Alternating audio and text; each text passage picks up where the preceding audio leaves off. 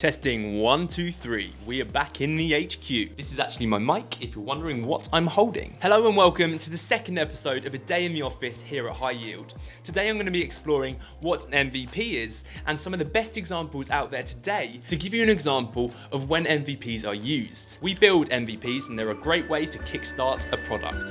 Cue the intro.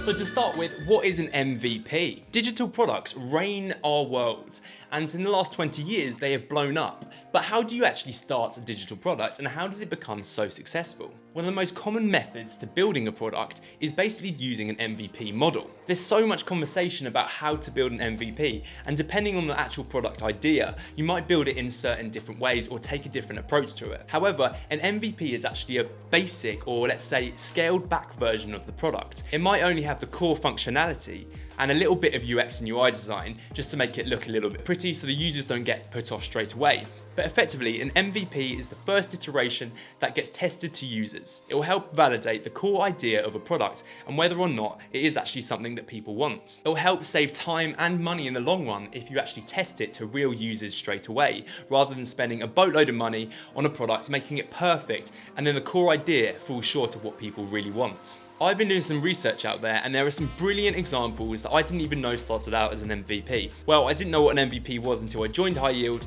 but now I do, and now I have a solid understanding, and this is how our amazing products that we use every day are built. I'm going to jump into a few of my favourite examples that I found on the web that are really interestingly started out as an MVP and now today are something that we use on a daily basis. And a product that you might not necessarily know, but it's something that I use and actually serves a niche in today's modern world because there's so many more ideas out there or products out there ready to serve markets that are now going more online. So I've got really good examples, so stay tuned for these. Testing 1, 2, back again. Number 1, let's start with a biggie. It's going to be Mark Zuckerberg's famous Facebook.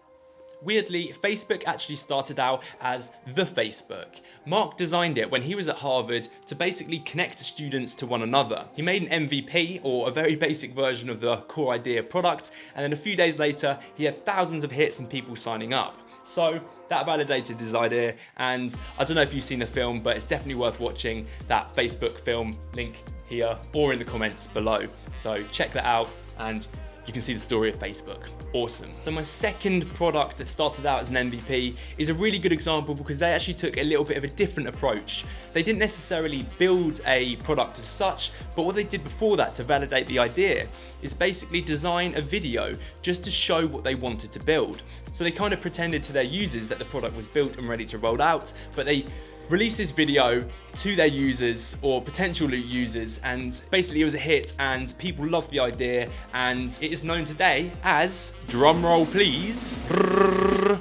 Dropbox. Yes, Dropbox. You've been there. You're about to buy lunch and realize your wallet is in your other pants. Or maybe you left your keys at home. Of course, when they validated the idea using a video, they went on to build an MVP, which they then iterated and iterated as they went to what we know Dropbox as today. I hope that made sense in my head, but very good example of how to validate your idea, actually kind of before MVP, but great example to sort of add into the mix. Now for a lesser known product, but it's something that I use quite regularly as a video editor. It's called Epidemic Sound. Effectively, they are an online royalty-free music platform where they have an array of all sorts of music and sound effects, high quality, that they keep on getting updated. I can then use this platform to get my music and put it on my videos for whatever sort of emotive feel that I want to go for, and put sound effects like a great platform that is serving a niche. But they started out as an MVP where they didn't have a clarified user experience, but they were validating their idea and they kind of looked like this. And today they look like this. Epidemic Sound serving the need for royalty-free music. So many people need royalty-free music, it is unreal. So a great product and MVP to throw into the mix. So for the next one, it's going to be a big one. It's going to be Netflix. And I did some research into Netflix and how they started out. And I didn't know this because I'm 25 and it was kind of before my time. I was kind of young. I wouldn't really be buying things or subscribing to things. Netflix started out as a DVD online subscription service where they sent out as many DVDs as you could watch and then they'll receive them. And that was their business model. And that's exactly what they are today. What they did, they saw the emerging market and they saw that online streaming and basically the internet was blowing up. They built a platform and they made a streaming service, which is now Netflix, dominating the online streaming service. It's a great example of converting your business or a business transformation, going from online platforms selling DVDs and obviously monitoring the external environment to their business and adapting and changing and transformation. And yes, they are Netflix, what we know today. Multi-billion-pound company. I'll put the figures here somewhere, and it is a great company we all love. And come on, Netflix and chill, eh? My final example of a MVP is actually going to be one that we built here at Hiyield. It's called Go Collaborate. An innovative idea came out of Falmouth Launchpad, a place where there are teams ready to unleash amazing ideas. So the MVP that we built for them was around communities and how that within a community, there are these things called NDPs, neighbourhood development plans. These NDPs are plans that communities can get involved in and contribute to their local area. There was only an old generation contributing to these neighbourhood development plans. Therefore, there was an innovative idea to create an online platform where everyone can get together and have a look at the plans and basically contribute to. This is a great idea that we are actually trialling to the public as an MVP. That's all from me. So, Neil, I'm doing a video about some of the best examples of an MVP. Please, can you give me your favourite one out there? Well, Emil, minimum viable product. The one that springs to mind the most probably is Monzo.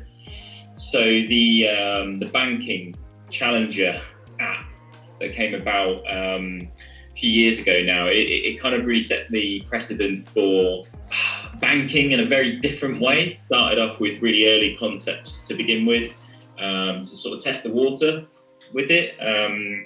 But yeah, as a kind of new concept to come out, like I say, that sort of springs to mind as a really good MVP example. Started with a very simple idea and then they kind of just grew it off the back of that. So lots of testing. And MVP to success. Yeah, no, that's a really good example. Thank you, Neil, for your best example. We are now coming to the end of the video. We're a tech agency. We actually build digital products and help other people's ideas get delivered to market. And that is one of our core things that we do here at Hiyield.